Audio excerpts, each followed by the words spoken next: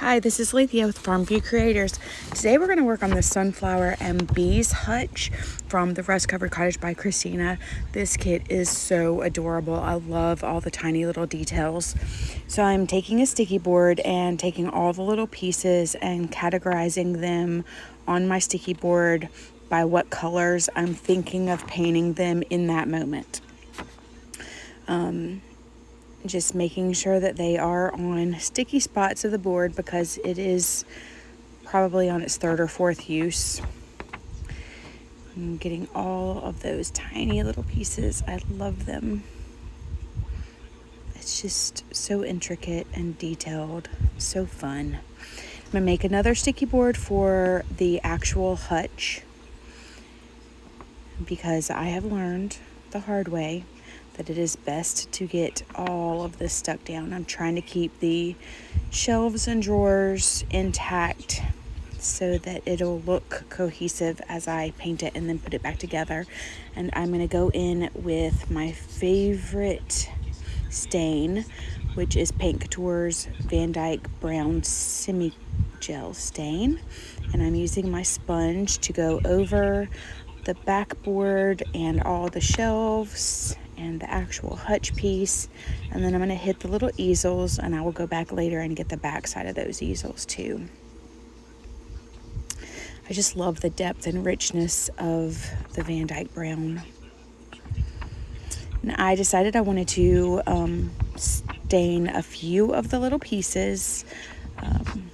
So I'm going in with just the leftovers on my sponge and doing that, and then I'm giving everything a really good dry.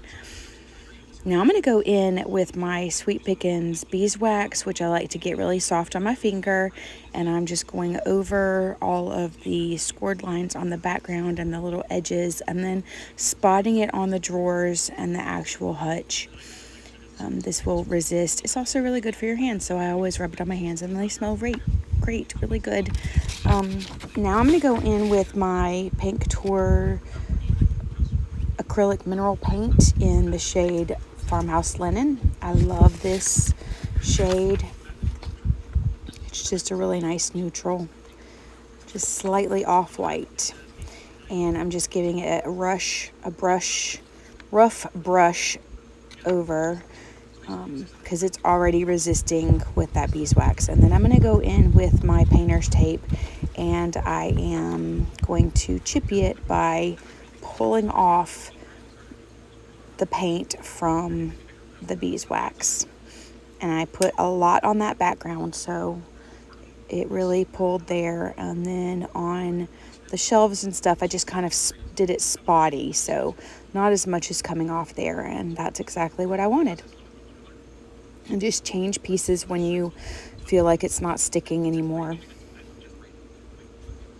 And there you have it. Set that aside and get to work on the little tiny pieces.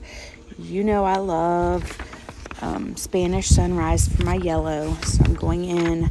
I started with a brush, didn't like how that was working, so I grabbed a sponge dauber, and I am hitting all the bees and the sunflowers and anything else that I wanted yellow. I'm trying to kind of do a little bit of ombre on the beehive there, and on that honey jar I was just wiping away, giving it kind of a semi-distressed look so that you can actually see the words. And on the Save the Bees, I wanted again that ombre effect with the Farmhouse Linen. So then I'm hitting any place that I think needs that white. Again, on the vase that the sunflower's in, I'm really rubbing that in, trying to decide what I want to do, if I need anything else white. And then hitting a second layer on some of the pieces, but not all of them. Now I'm going to go in with a Luxe Metallic Vintage Lace, and I'm going to hit the vase and some of the picket fence and the nose and the hands on the gnome. It's just a really nice shimmer, and I thought that would be pretty on the vase. And then I'm going to go in with another Luxe Metallic. This one is Black Pearl for the background of the sunflowers, for that second layer behind the yellow. And also on the gnome's little hat. And then I decided that's all I needed for that color. And I'm going to go in with Autumn Sage. This is a chalk style from Couture. The chalk style is great for distressing. The mineral acrylics are good for full coverage, also for distressing. Hitting the gnome's clothes and hat and the sunflower's leaves and one of the little frames. And then the background for the Save the Bee words.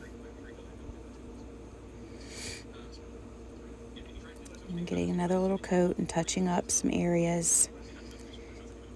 And then getting the little details on the gnome, giving all of that a really good dry. And then I'll go in with my Debi's DIY wax and my stippling brush and just distressing. Anytime I get too much wax, I just wipe that back.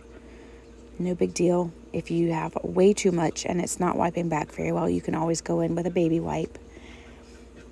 And then you can always layer it and add more as you want. I'm going to hit some spots on the actual hutch, trying to pull in some of the scored details.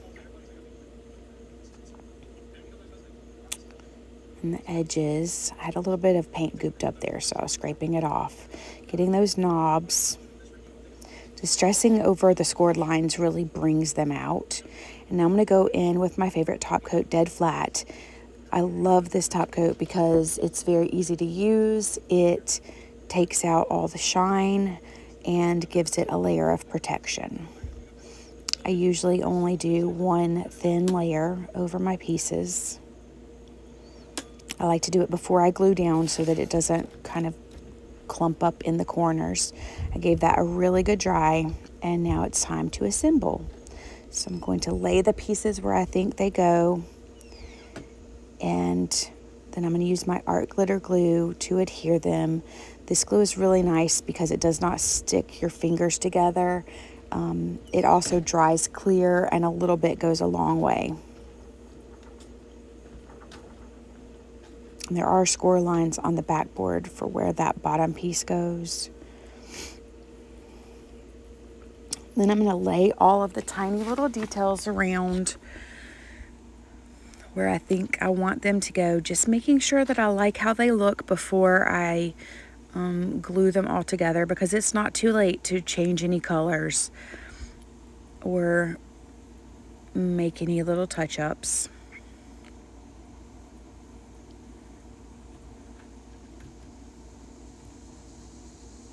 But I really liked how it came together. Now on that little frame that I just put in that I stained, I realized as I was putting it together that I stained both the inside and the frame the same color. So when I go to glue that down, I am going to flip the frame around so that it is just the natural wood and it has just a little bit more variation in color there. I'm gluing all the pieces that have multiple layers first so that that top layer can go ahead and dry and get pretty stable before I try to glue it to the background. Just fitting all that in. When you use art glitter glue, you also have a little bit of wiggle room. So if you need to shift a piece around like that, I just wanted to see how high I could get that Save the Bee sign. So I put it down and then I slid it up, and that's where I flipped the frame. And you can see the variation in color. I like that a lot better. Just getting all of those little pieces where they need to go. They fit together so perfectly.